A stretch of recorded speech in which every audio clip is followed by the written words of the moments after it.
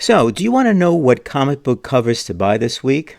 Well, you're in the right place to see the top comic book covers for New Comic Book Day, December 1st, 2021.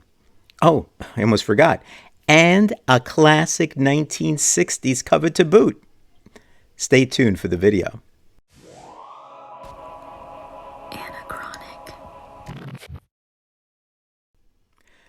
Hi, comic book guys and gals.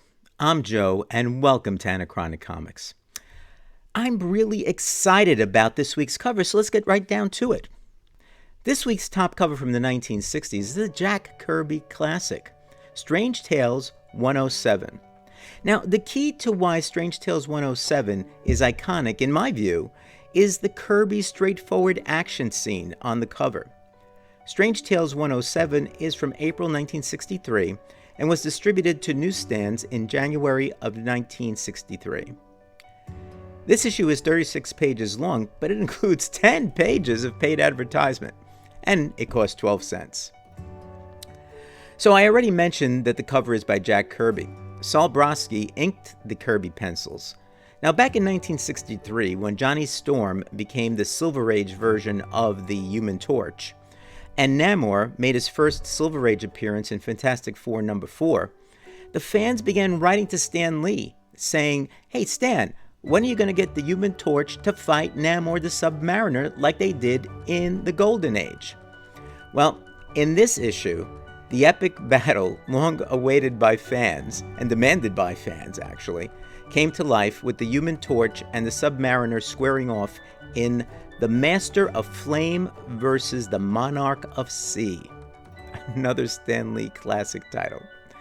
So Stan Lee plotted out the story, but his brother Larry Lieber wrote the script. And although Kirby penciled the cover, the interior art was done by Dick Ayers. Now, in the story, the Human Torch is looking to make himself look good to the other members of the Fantastic Four, who seem to be like discounting him because of his youth and what have you. So what he does is he comes up with the idea that he's going to go and find the Submariner and beat him one-on-one. Well, it doesn't work so well because the Submariner beats Johnny like crazy, but Johnny figures out some way at the end to win the day.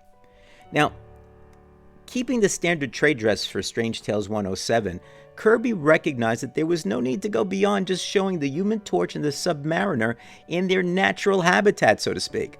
So Namor is coming out of the ocean, and the Human Torch is flying, lighter than air, and drawing on the oxygen around him to flame on. So Kirby's brilliance in displaying the significant story in the cover makes this cover iconic. As an aside, although Stan Lee was moving the Strange Tales title over to superheroes, it, like other old Atlas comic titles, still had monsters and sci-fi stories. In Strange Tales 107, for example, you'll find the Universal Gadget, a text story. Also, you find the Secret Weapon, which was plotted by Stan Lee and scripted and penciled by Larry Lieber, with inks by Saul Brodsky. And you also find The Treasures of Planetoid 12, a sci-fi story scripted by Stan Lee with the art by Steve Ditko.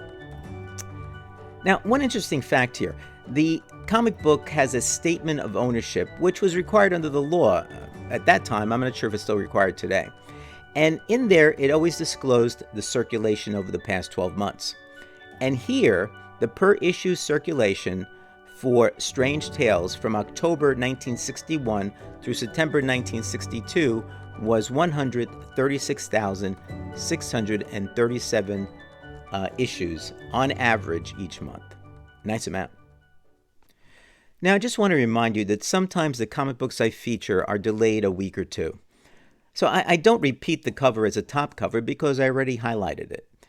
If you don't find one of the covers that I mention on the weekly show as a top cover, they should be at your LCS either the next week or the week after, so just look out for them.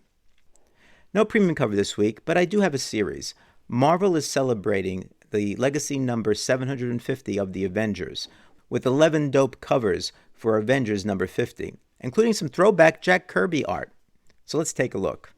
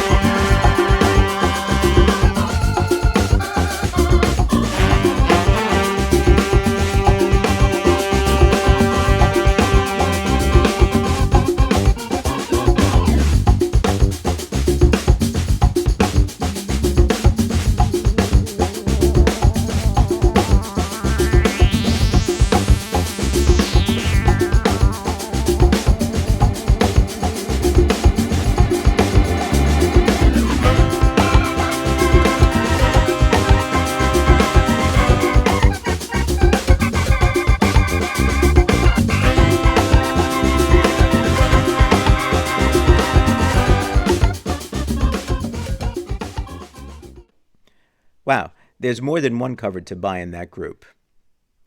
So here are the honorable mentions. The first cover on my honorable mention list is a first for me, a facsimile. Conan the Barbarian #1, the facsimile edition, with a cover by Barry Windsor Smith, which is going for $3.99. Now, dealing so much with Matt Woods and Gary B., I've gotten a newfound appreciation for Conan the Barbarian, and especially the cover artwork of Barry Windsor Smith. I would love to have Conan the Barbarian #1, and picking up this iconic cover by Smith in facsimile form is a must for me. Next up is Fantastic Four #38, the Alex Horley variant for $3.99. As I mentioned previously, I always had a thing for the Thing, so to speak. He's my favorite Fantastic Four member, mostly because of his backstory. In many ways, he always came across to me as the most human of all the members. This rendition of the Thing by Alex Horley needs to make its way into my collection. Next is Star Wars, Darth Vader #18, the cover A by Aaron Kuder for $3.99. Now, this creative cover by Aaron Kuder is terrific. Having Darth Vader framed by a number of TIE fighters is just epic. Next is Teenage Mutant Ninja Turtles #123, the Raymond Gay variant for $3.99. Gay has the Turtles in a guise of various Halloween-appropriate characters. Perhaps it's a bit late for Halloween this year, but it's still a terrific cover. The last honorable mention for this week is Venom #2, the Marco Mastrazzo variant B for $3.99. Now, I think we're getting too much Venom, although I understand the draw with the movie and all. But I picked this cover because Mastrazzo uses camera techniques, blurring the background through a snowstorm to bring your eyes away from the cityscape and to Venom and Spider-Man. It's a terrific action scene as well. Now, before I get to the top 5 covers, let me remind you that if you are enjoying this video, please give it a thumbs up and share the video with your friends. And subscribe if you haven't already done so. Now, on to my top 5 covers for New Comic Book Day, December 1st, 2021. Number 5 is the Department of Truth #14, the Trinity Comics exclusive set Virgin Cover A for $39.99. So it's not quite at the $50 plus cover cost to make the premium list, but this cover could demand a premium price in the secondary market for you speculators out there. I just love the red, white, and blue colors. Number 4 is Sonia Versal #10, the cover L by Lucio Parillo. It's a Virgin cover, and it's going for $3.99. Now, I know that there are a number of versions of Red Sonja in this series, and Parillo's somewhat straightforward depiction of Sonja Noir is just perfect in my opinion. And after all, it is Parillo. Number 3 is Devil's Reign #1, Inyak Lee cover. This terrific cover needs more than a slight glance. The obvious thing is a difference in total mass between Daredevil and Kingpin, and the pain on Kingpin's face. But look closer. Daredevil is actually drawing blood. And look all around the characters. The glass jars are from the crystal at the top of Kingpin's walking stick. I love covers like this one, where the artist tells a story. For number 2, I selected Gotham City Villains Anniversary Giant #1, the Lee Bermejo cover A for $9.99. Now, this cover deserves a wow, as Bermejo takes on a number of Batman's rogues in this cover and does each one justice. I really had a hard time not picking this cover as the #1 cover scheduled to come out this week.